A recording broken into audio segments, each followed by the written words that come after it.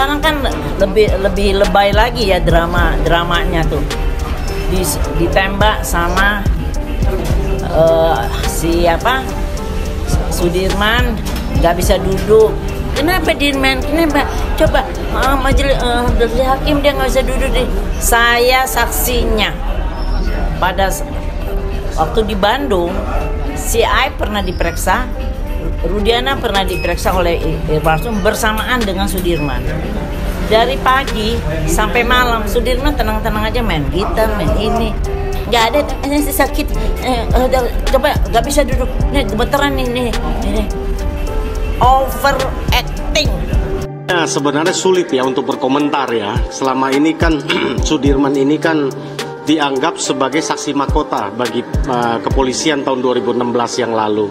Karena infonya selalu digaungkan bahwa Sudirman sudah mengakui perbuatannya. Sudirman mengakui ikut membunuh. Sudirman mengakui ikut mengeroyok. Sudirman ikut perkosa. Itu yang beredar selama ini. Dan hari ini di dalam persidangan PK semua itu ya karena keterbatasan Sudirman, kami tidak memperlakukan pertanyaan atau cara kami memberikan pertanyaan itu tidak kami samakan seperti kepada 6 pemohon PK yang lain. Oleh karena ya kita lihat Sudirman ini memiliki keterbatasan ya, keterbatasan secara fisiknya dan juga keterbatasan secara mental. Kita lihat ya, mental yang dimaksud di sini bukan ada kelainan mental atau keterbelakangan mental, tapi bahwa Sudirman ini ternyata harus pelan kita memberikan pertanyaan, harus jelas, clear, baru dia bisa menjawab itu secara jelas. Jadi kami cukup bangga ya, dan kami rasa sebagai penasihat hukum tugas kami sudah maksimal. Kami meyakinkan di depan majelis terkait dengan peristiwa yang ada. Sudirman mengatakan tidak tahu mengetahuinya, tidak tahu menahu ya. Ada pembunuhan, timpuk-timpukan batu, kejar-kejaran. Dia tidak tahu ada peristiwa itu karena tanggal 27 Agustus 2016 Sudirman itu rupanya ada di tetangganya. Ada yang menyaksikan, nanti kita akan hadirkan tetangganya itu yang menyaksikan. Itu yang pertama. Poin kedua adalah dia menyatakan BAP tahun 2016 yang lalu yang dibuat di hadapan penyidik dan juga dia ditanya di konfirm itu di persidangan tahun 2016 dan 2017. Hari ini kami konfirmasi lagi, kami pertegas lagi, dia menyatakan itu adalah bohong karena di bawah tekanan dan dia menyatakan bahwa semua itu tidak benar dan peristiwa itu tidak pernah dia lihat, peristiwa pembunuhan itu ya, perkosaan, pengeroyokan itu tidak pernah dia lihat, tidak pernah dialami. Kami tanya apakah yang lain juga demikian, dia lihat nggak Hadi, yang CS, dia nyatakan tidak. Nah, konfirmasi yang ketiga yang kita dapatkan dari persidangan Sudirman hari ini adalah ternyata ada 4 nama yang tidak dia kenal. Ada Andi, ada Hadi, kemudian ada Dani, ada Peggy, Perong, dan juga ada Rivaldi. Itu 4 nama itu dia tidak kenal. Dan yang kelima kami confirm adalah bahwa yang dituduhkan pembunuhan berencana itu dimulai dari SMS Dani kepada Sudirman lalu disebarkan melalui Saka Tatal dan rekan-rekannya pada tanggal 17 Agustus 2016 itu adalah juga bohong.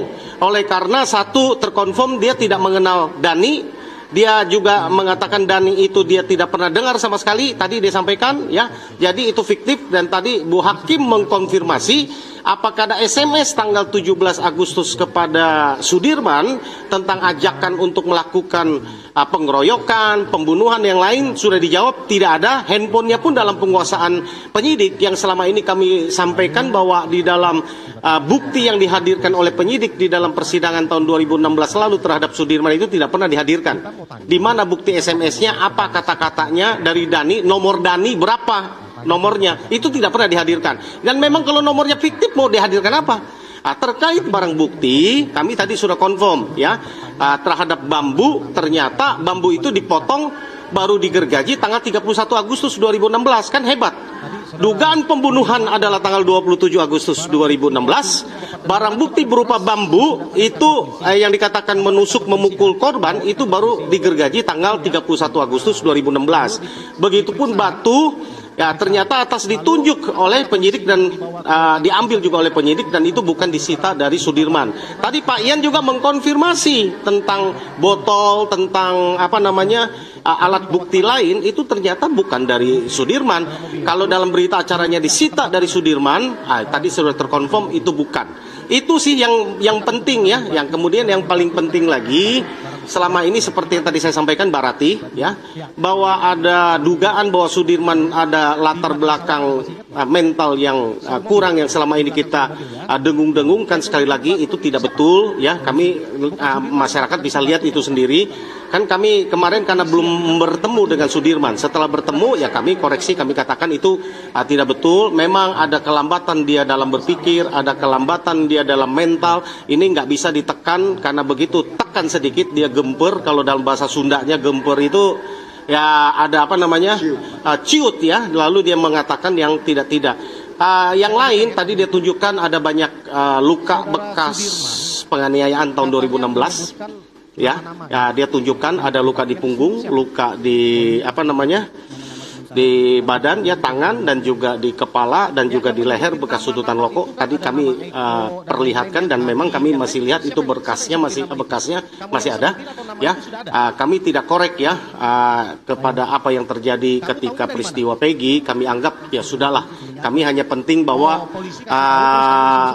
kita bukan mau cari pembenaran, tapi kita mau cari kebenaran. Ya, menurut saya tahun 2016 yang lalu yang kami korek kami anggap sudah cukup buat kami. Ya, kami tidak mau tarik sampai kepada tahun 2024 yang kemarin terjadi. Itu aja. Saya hanya ingin menyampaikan gini, bahwa kami sangat miris. Ini menyangkut masa depan orang, menyangkut nasib orang. Ya, saya sulit sebenarnya saya menahan perasaan saya. Ya, coba bayangkan itu kalau menimpa anak saya, menimpa keluarga kita. Kebetulan saya punya anak yang paling kecil saat ini umur ya 14-15 ya. Ini saat ini saya kebayang mereka itu rata-rata umur-umur segitu sampai maksimum di 20 tahun saat itu.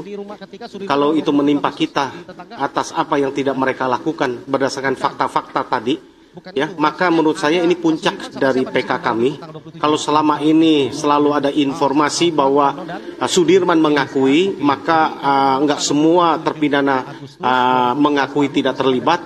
Kami dapat konfirmasi hari ini 88 termasuk Sakatatal ya, 7 adalah klien kami, 7 terpidana yang masih ada di dalam sudah tidak mengakui akan adanya peristiwa itu, termasuk pembunuhan berencana. Bagaimana dia mau merencanakan?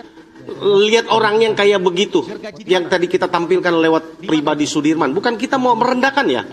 Bagaimana coba, ada nggak tampang pembunuh bagi Sudirman ini? Coba saudara-saudara masyarakat bisa melihat ya. Yang ada miris kita, mau jalan aja sulit. Kita lihat dia ini, aduh, kalau menurut saya ya, apalagi dia merencanakan katanya SMS-nya itu dari Dani ke Sudirman, Sudirman memperlihatkan ke siapa? Sakatatal. Lalu terjadi perencanaan pembunuhan itu menurut saya nonsen ya.